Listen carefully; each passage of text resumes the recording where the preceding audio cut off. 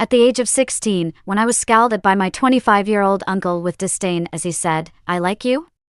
Do you think I'm in Beast?" But on my 18th birthday, he cornered me on his desk, loosened his tie, leaned in to kiss me, and hoarsely whispered, "Call me Beast, and I'll accept it." Max stood outside the window, his gaze fixed heavily on the Latin dance instructor's hand resting on my waist. It was the final session of the Latin dance class, and I was the only student left out when the instructor suggested dancing the last dance with him. I recalled that he had never crossed any boundaries before, so I nodded in agreement that although Max was not my biological uncle, as my temporary guardian, he responsibly came to pick me up. Even after rejecting my confession 2 years earlier, I remember myself at that time, looking at Max with hopeful eyes, nervously asking him after confessing my feelings, "Do you like me?" He leaned casually against the desk, swaying a glass of vodka, the scent spreading across the room. He just lowered his eyes, a hint of a smile playing on his lips. "I like you? Do you think I'm in Beast?" From then on, I forced myself to let go of him and never brought it up again. Ignoring Max's expression outside the window, I continued to follow the instructor's steps. As we were about to finish the dance, the instructor's hand that was supposed to be on my waist suddenly slid up to my back. He quickly pressed me towards him, his face mere inches away, his eyes clouded, a smirk on his lips. "How about a closing gift for you from the instructor?" The hand behind me holding me was undeniable. He leaned in closer as I tried to desperately tilt my head back. Just as he was about to touch me, he was abruptly pulled away.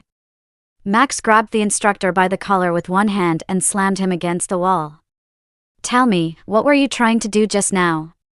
The instructor coughed heavily, unable to speak, shaking his head. Max then threw him to the ground. The instructor was slim and shorter than Max, so it didn't seem like Max exerted much effort. The instructor was already dizzy from the altercation, and fearing Max might get into legal trouble, I took a step forward. "Uncle," Max turned his head, his voice low. "Don't tell me you're going to plead for him now." The man's cold gaze made me stop in my tracks. "I'm sorry. I didn't mean to do anything." Max casually stood with one foot on the male teacher's face, lighting a cigarette in a careless manner. He then squatted next to the male teacher, pressing the crimson cigarette against his lip. A sizzling sound of burning, accompanied by the male teacher's screams of pain echoing in the room. "Can't control your mouth, I'll help you with that." Max stood up, looking down at the person on the floor, and casually threw a stack of banknotes from his wallet onto him. Indifferently, he said, "Compensation." On the way back, Max drove in silence. I sat in the passenger seat, typing out the recent encounter to send to my best friend. Seeing my best friend ranting indignantly about the male teacher, I couldn't help but smile slightly. Max happened to notice this scene. With one hand on the steering wheel, he gazed ahead. "You can still manage to smile?" I quickly composed my expression and replied, "No, it's just that I received a message from a friend. Boys or girls?" The air fell silent for a moment, with only the sound of Max's fingertips tapping on the steering wheel. I turned to look at Max and said, "Uncle, thank you for today. But I believe I should have my own privacy." The man next to me let out a light chuckle and said nothing more. However, the car sped up again. I looked out the window, puzzled. "This isn't the way to my house, is it? Your parents had to urgently travel to New Zealand this afternoon, and before they left, they called me to have you stay at my place for a while." I pursed my lips and said, "It's all right, Uncle, I can live alone." Before I could finish speaking, the car abruptly came to a stop. I involuntarily leaned forward and then quickly leaned back. "Ella, don't argue with me." Max leaned over, grabbed my shoulder, and looked at me with a restrained yet intense gaze. "Either you walk in by yourself right now, or I carry you in." The emotions that had been building up all day finally found an outlet and exploded. Intentionally, I pushed his hand away like an act of defiance, feeling aggrieved. "I want to go back to my own home."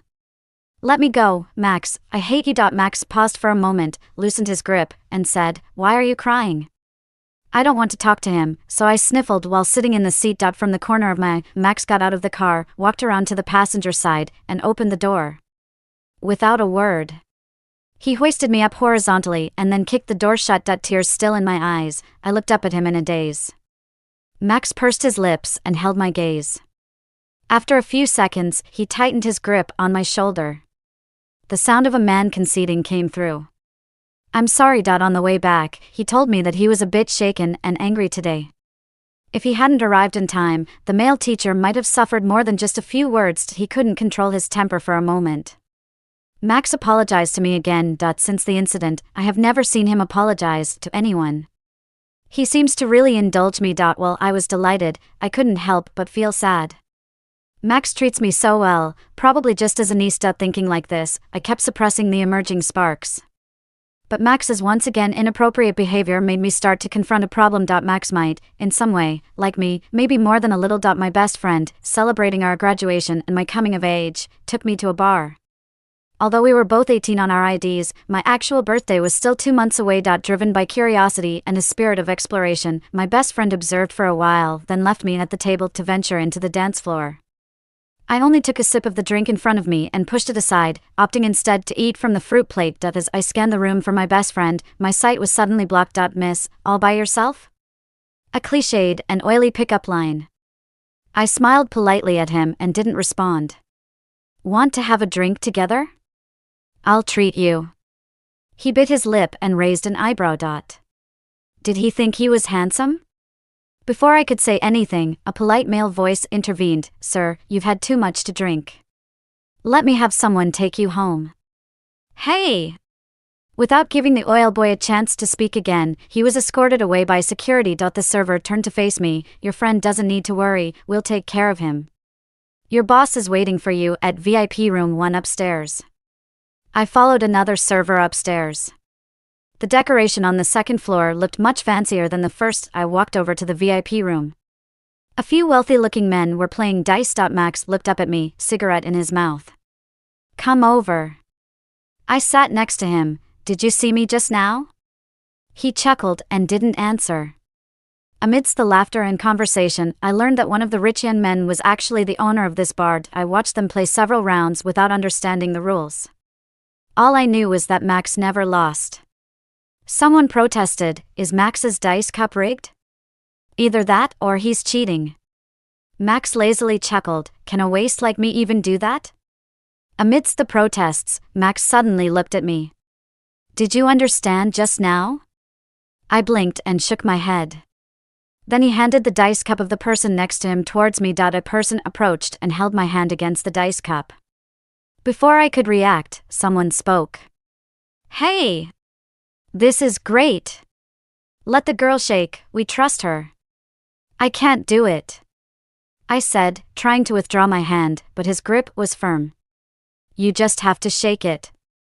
Max's head was very close, and the slight smell of alcohol in his breath swirled between us as he spoke. I turned my head to look at him, meeting his dark eyes perfectly. An ambiguous atmosphere was building between us. Max, it's your turn. I quickly snapped back to reality and turned my head. Max held my hand and shook the dice cup, quickly stopping. He opened it and looked at the numbers inside, then smiled. What's wrong? I asked. Just as Max was about to call the count, he shifted his gaze back to me. 7 6s. The next person squinted his eyes, open up. Max lost, and he laughed as he finished the drink in front of him. In the following rounds, Max's luck turned, and he kept losing.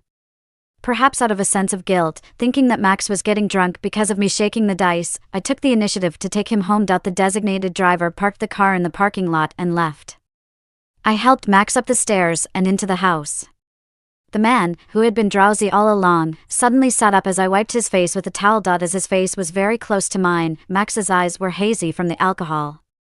He put one hand on my shoulder and pinched my ear. Little girl, I responded softly.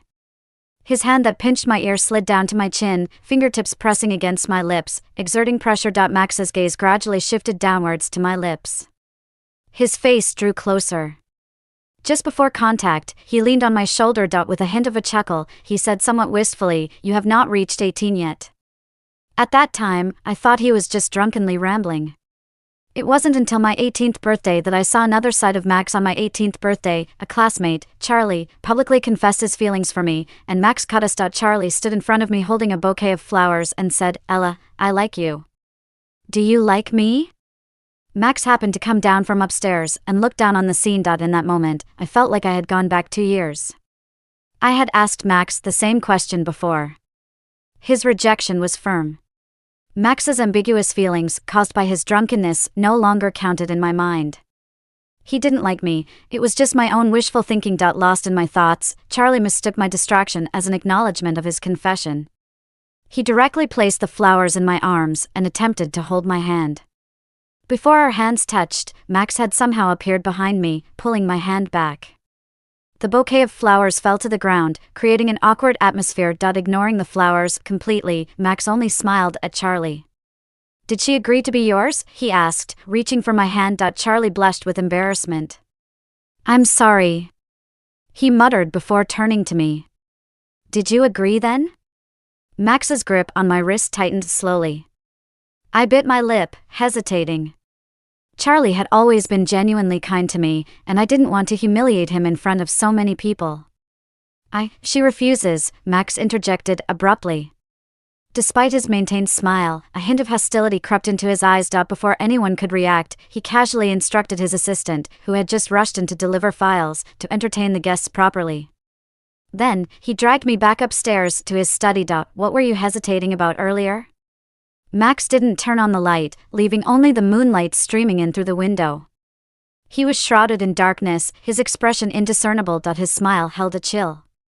"Don't tell me you were actually considering agreeing to him?" I felt an inexplicable sense of unease, but I stood my ground. "Is that not allowed?" Max advanced towards me, gradually cornering me against the edge of the desk. With no retreat possible, I met his gaze head-on. The dark night was unrelenting, but the darkness in his eyes crept closer with every step. He stared at me unwaveringly, one hand suddenly looping behind my waist. Before I could react, he lifted me with one arm and placed me on the desk. "Don't you like me?" he asked in a calm tone, his gaze growing more intense. His hand at my waist remained, applying a gentle pressure. His casual disclosure of feelings he had kept hidden for years ignited a mix of embarrassment and anger that surged to the surface. For a few seconds, I glared at him, using all my strength to push him away. "I don't like you anymore. I stopped liking you a long time ago. Don't forget your own words. If you like me, you're an beast." Max effortlessly pinned down my legs and captured my wrists. He gritted his teeth, chuckling with a smirk in his eyes. He loosened his tie, and all the rationality in his eyes collapsed. When he called me a beast, I had to admit it. I froze for a moment, and Max was already leaning down. It was the kind of kiss adults share. His fingertips pressed against my chin, forcing me to respond to his kiss. As Max kissed me passionately, he lifted my hand to rest on his neck. When I finally reacted and struggled, it was in vain. Max kept me subdued, not allowing me to move. I had no choice but to bite his lower lip. Max paused, opened his eyes to look at me. But his lips remained close, densely kissing the edge of my lips. What was going on? I turned my head away, trembling as I asked, "Uncle, what are you doing?" Max pinched my chin, forcing me to turn back, meeting his gaze. He was refuting with actions. I blinked. It took me a while to understand this. He was countering what I had just said about him not liking me. It was a cliché yet reasonable excuse. "I am too young," Max admitted frankly. When I was 16, he indeed still saw me as a child. All the emotional changes had happened silently. When Max leaned in to kiss me again, I quickly covered his mouth with my hand. Confused, Max raised an eyebrow. "I haven't agreed to be with you yet," I continued. "And how can I agree?" "I need to think about it," I said with restraint. I still remembered crying all night 2 years ago when Max rejected my confession, deciding to close off my heart to love. How could I agree to him so easily now? Except for moments of anger, Max always indulged me. This time was no exception. He chuckled, flicked my earlobe. "Deal." In the following days, Max did indeed pursue me seriously. For example, one day, he called and wanted to take me out for dinner. After giving it some thought, I declined. I had already made plans with someone else. Is it a guy or a girl? He always cared about this question. "It's a girl," I lied. In reality, I had made plans with Charlie. That day, Max had unceremoniously rejected Charlie on my behalf, and I felt somewhat guilty. I agreed to go out with Max today to apologize to him and give him a clear answer. Even though he treated me well, my heart remained drawn to someone else. I had kept it a secret to avoid complications. However, just as Charlie and I were leaving after dinner, we coincidentally bumped into Max coming in. I just knew things were about to escalate. In that moment, the regret of choosing a restaurant near home for convenience peaked, completely forgetting that Max's company was also nearby. Max just looked at me silently for a while, then left with his business partner. Due to my parents being away on a business trip for half a year, I was still staying at Max's house. He didn't return until 11 o'clock at night. The anticipation in my heart, as the footsteps of the man outside gradually approached, grew louder. A muffled knock on the door sounded. I played dead and didn't move. I opened the door. Tonight there was no escaping it. I hesitated as I walked over to open the door. Uncle. The man in front of me reeked of alcohol, invading my breath. Even without looking up, I knew he was angry. How was dinner with your friends tonight?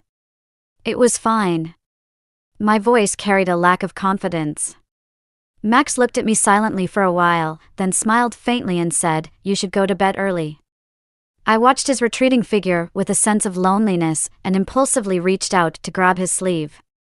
"Are you angry?" Max, with his back turned to me, said nothing and didn't move. I suddenly didn't want to make things difficult for him anymore. He hadn't done anything wrong. After all. 2 years ago, it was completely reasonable for him to reject me because he didn't like me, both emotionally and morally. And then, he started to have feelings but had to suppress them, waiting for me to grow up. What he casually concealed under his carefree attitude was endless suffering. I took a step forward, wrapping my arms around his waist from behind. "Why are you angry?" "I don't like him anyways." Max turned around, with traces of brokenness in his eyes. "Then who do you like?"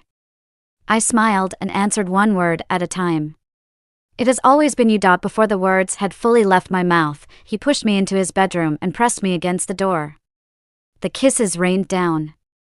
He was impatient, giving orders curtly. "Open."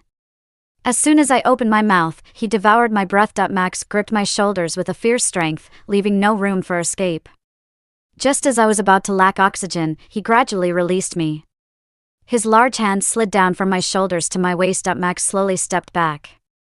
"So, what did you do with him today?" I breathed heavily, speaking hesitantly. "Officially, I rejected him. It's a, resolution." "Well done," Max said. While the atmosphere was hot and ambiguous, my phone rang at the most inappropriate time. I took it out to check. It was Charlie. Max took 2 steps back, leaning against the table behind him, smiling and nodding.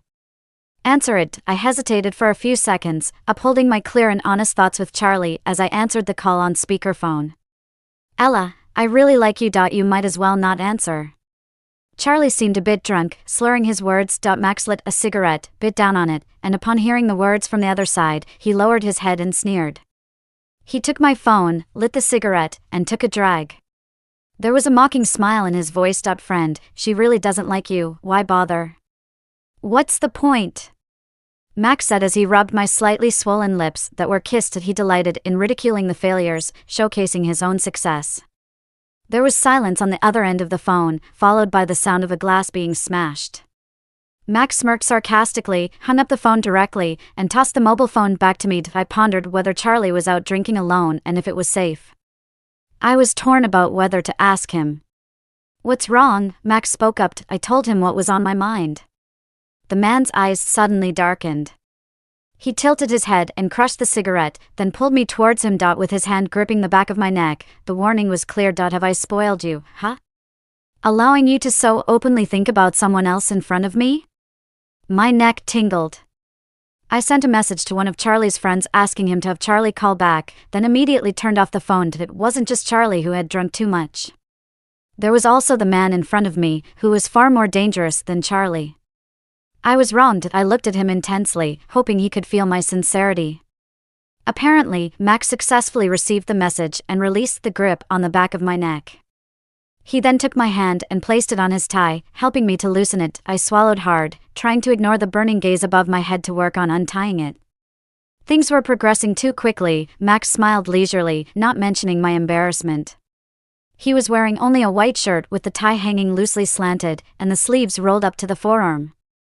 Despite the formal dressing, he exuded a touch of charm. My ears blushed again uncontrollably. As the tie was loosened, the man's lips approached once more. Unlike the previous outburst, this time it felt more like a romantic gesture between lovers. I thought Max would make a move, but in reality, his hands remained benignly placed on my waist, calming my bewildered heart. After the kiss, I instinctively raised my head to look at him. Max seemed to understand what I was thinking as he narrowed his eyes at me. "Do you want to do something else?" "Yes or no, I don't want to do anything." I immediately shook my head. Later on, every time we met, it was just kissing. I knew he was just loosening his tie when I saw Max in his shirt, because he found the tie constricting him. During the time I spent with Max, the most extreme thing he did to me was kissing. I didn't feel anything wrong with this situation, and I even enjoyed the slow-burning feeling. But I overlooked one thing. Max is a man approaching 30. He is an adult man. Like most men, he wouldn't settle for just kissing his girlfriend. I didn't expect to hear an explanation from Charlie about this unexpected behavior of his. Max went on a business trip to Seattle and was so busy that he hardly had time to reply to my messages. However, on the second night, I saw him in the entertainment headlines. A popular female movie star kissing her boyfriend passionately in a car late at night, and the man turned out to be a tycoon in the financial world. The paparazzi seemed to be at a considerable distance, and the dim interior of the car made it difficult to see clearly the man's face. But I was very sure that the person in the car in that photo was Max. He had taken me to Seattle before, and that was the car he drove. However, I couldn't be absolutely certain that the man in the picture was Max. This news broke out. Charlie also saw it and called me after a long time. He was not surprised by me being with Max because I rarely called Max uncle in front of outsiders. Everyone thought of him as my non-blood-related older brother. "It should be your boyfriend in the picture, what do you think, Ella?" I am not used to discussing my relationship with my boyfriend with others, especially not with Charlie. As I was about to brush it off, he spoke again. "Aren't you suspicious at all?" His suggestive words made me frown. "This is my own business." Charlie's tone softened a bit. "Ella, I don't have a bias against him. I'm just thinking from a normal man's perspective." He paused and asked firmly, "You've been together for so long, and nothing has happened between you two, right?" I was shocked at how he guessed that. But I was even more repulsed by the idea of irrelevant people bringing up such matters. Charlie didn't give me a chance to argue further. He concluded my silence. "You know why?" he sneered. "Because he thinks you're too young, he's afraid of feeling guilty. But he also can't ignore his personal issues. And now, this female celebrity has offered herself to him on a silver platter. How could he not take the opportunity?" It sounded logical. "However, I've known Max for over a decade, and I know what kind of person he is better than you did." I calmly rebutted him. "The people in the car were not clearly photographed, and yet you assert it's Max. What if it's not him? Have you considered the consequences you'll have to face?" I turned on the call recording function. "Max's legal team could sue you based on what you just said. Are you ready to bear that responsibility?" Charlie was speechless. Rumors cost nothing, yet some people fail to think before speaking and subjectively define others. Charlie, stop calling me. As my boyfriend said, "Do you have the guts?" I could hear the frustration in his voice even through the static on the phone. "Ella, you really have no sense." With a click, the call was ended. Feeling angry, I tried calling Max back. His phone was off. I tossed my phone in frustration, curled up on the couch. The air felt heavy and stiflingly silent. I blinked back tears. It wasn't that I doubted Max's involvement with that celebrity. I simply felt indignant on his behalf. He must have been getting bashed by the actor's fans. For the first time, I noticed the emptiness of the house. Or perhaps it was just that I missed Max. Sometimes, the object of longing appears just when you need them, a stroke of luck. This time, I was favored by Lady Luck. The front door creaked open. I stared in disbelief. Max walked in, his suit jacket slung over his arm, shirt collar unbuttoned. He looked a bit disheveled. After changing his shoes, he sat next to me. He naturally lifted me up and set me on his lap. Crying? He reached up to wipe my tears. I buried my face in his neck, letting out a muffled yes. Because of that rumor? He asked casually, as if unfazed. I shook my head as I held on to him. "I just missed you. I know the rumor is false." I admired Max in part for his character. His charm was only skin deep, and he never strayed. A short chuckle escaped him. He raised an eyebrow teasingly. So, was it unnecessary for me to hurry back? I looked up. There was a touch of weariness in his face. It was then that I realized the rumor surfaced just after completing a project. Worried I might misunderstand, he immediately handled the situation, then rushed back to see me without taking a break. He hadn't even rested. His phone was off earlier because he was on a plane. He had borrowed a friend's car that night, and the paparazzi, unable to get a clear shot of his face, linked the car's license plate to me and jumped to conclusions. When I leaned over and kissed his slightly blue eyes, I asked softly, "Are you tired?"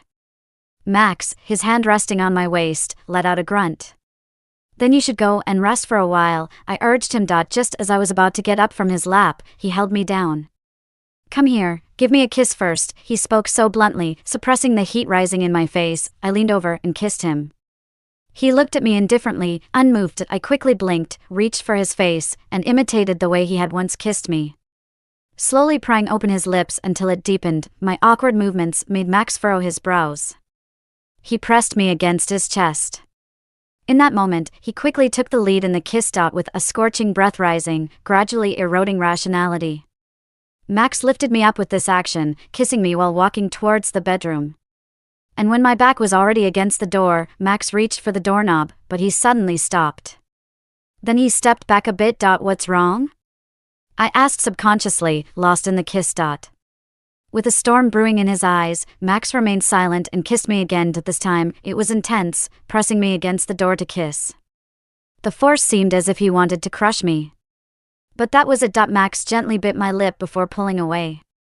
Before I could react, he put me down. Without even looking at me, Max went straight into the bedroom and shut the door, even locking it. Standing frozen in place, I heard Charlie's words echoing in my mind. But his personal issues had to be dealt with. He believed that Max would find someone else. But in reality, Max dealt with problems in his own way. An hour later, Max emerged in pajamas, smelling of shower gel. His expression was calm as if nothing had happened. I pretended not to know, didn't bring it up. The scandal seemed serious to outsiders, but I found it trivial. The real trouble was Uncle. I had gotten used to calling him that, and I sometimes forgot to switch back. Max paused briefly before responding, "My parents are coming back." He looked up at me. "I haven't told my parents about us yet," I whispered. Max's face showed no sign of worry. "Then I'll tell them." "No, you can't." If Max's tendency to be blunt in his speech surfaced in this matter, my parents might actually kill him. "I'll do it. At least I can be more subtle about it.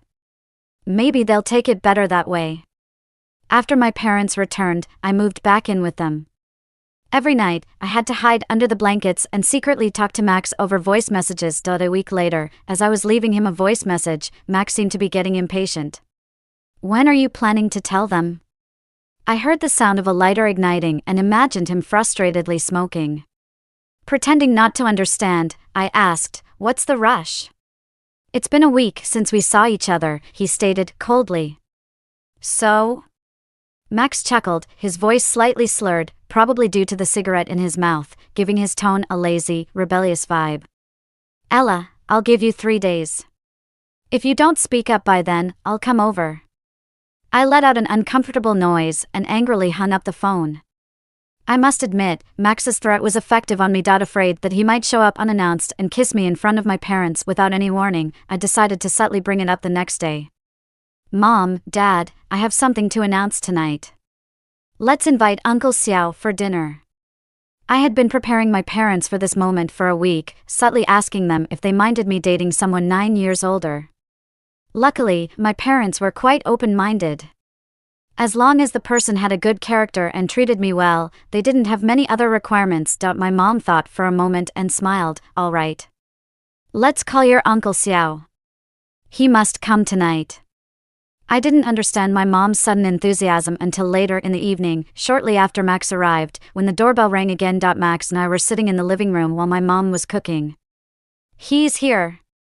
He's here," my mom exclaimed as she hurried from the kitchen to answer the door. Walking in behind her was Luna, a woman who appeared to be in her mid to late 20s, gentle and intellectual.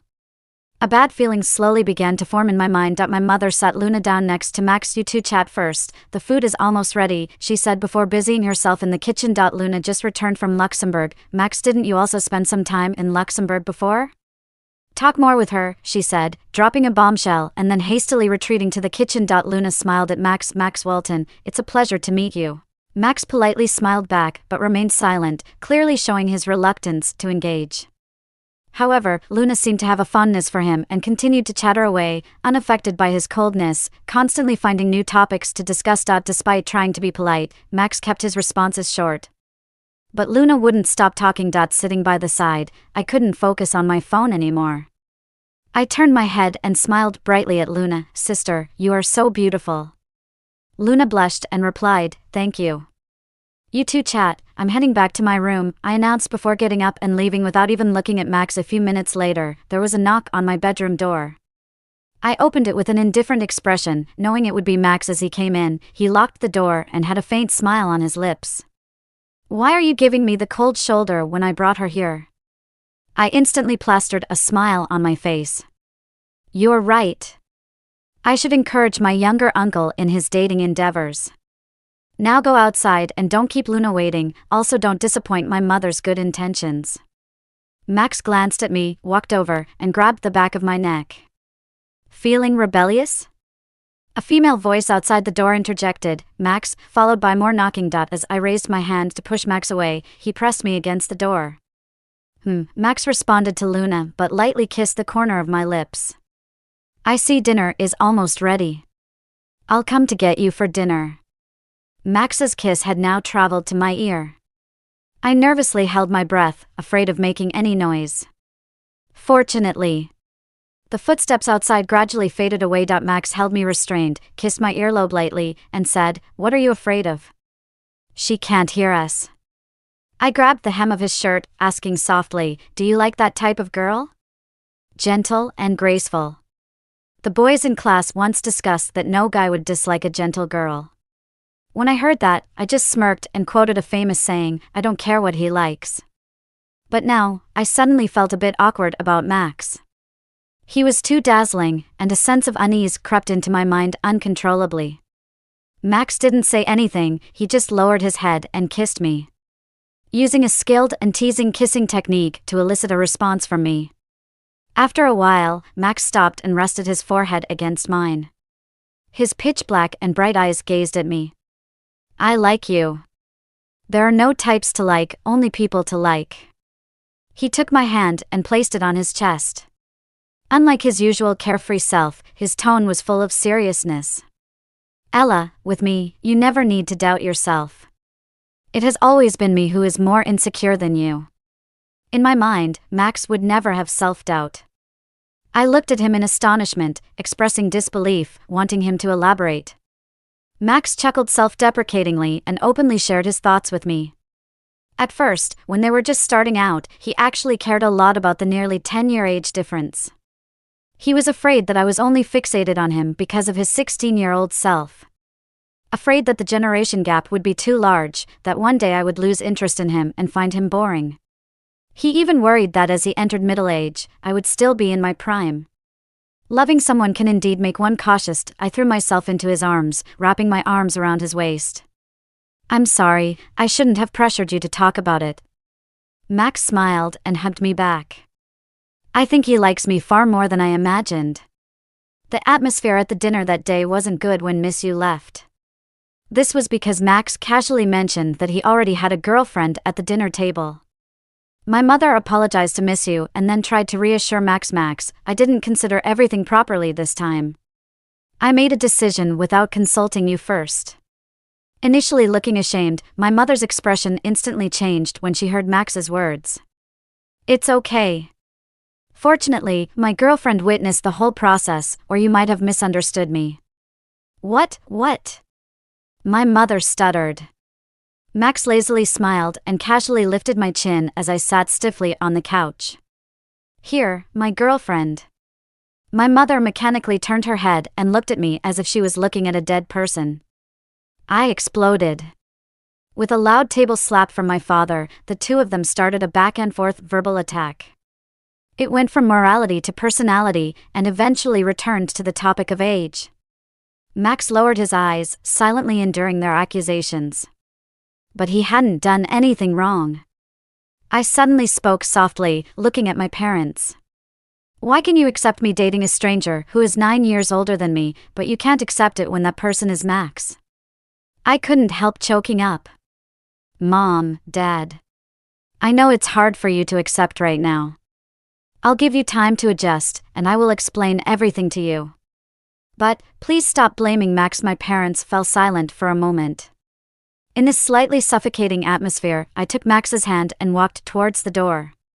You should go back first, I will explain things to them properly. Keeping Max here would only worsen the tension and make my parents angrier the more they saw him. He didn't say anything, just patted my head and left. I explained things to my parents for a long time, trying to reason with them. Because we both acted with good intentions, the outcome shouldn't be too bad in the end. Max's mother is my mother's godmother. Initially, my mother had planned for me to call Max brother. Then she worried about mixing up the generations and settled on calling him uncle. Even though my mom reluctantly accepted me and Max being together, she still had to let out her anger. For example, she childishly went to Max's parents to complain. Then Max was severely reprimanded by his family. And the severity was doubled. But in the end, Max and I could be together openly. My mom's only requirement was that certain premarital behaviors had to wait until I was 20 before getting engaged. When I mentioned it to Max, he agreed readily. Before the engagement, my hands trembled from exhaustion. I finally understood why Max could agree to my mom's request without hesitation. When we got engaged, I was just starting my junior year of college. On the day of the month-long break, Max was waiting for me early at the school gate, planning to take me to try on wedding dresses. I stopped in my tracks and stood nearby watching him. He wore a silver-gray suit and a black overcoat. Leaning back against the car, he lit a cigarette nonchalantly. Behind him were maple trees, uncertain if their leaves would fall. At 30 years old, he still managed to look irresistibly handsome. Max, I called out to him. He looked up, still wearing that careless expression. I felt a hint of warmth even in the brisk breeze that just passed by. Giving me the illusion that summer hadn't completely vanished, I started jogging towards him and threw myself into his arms. Diving into this autumn, into the warmth that is endless and unique.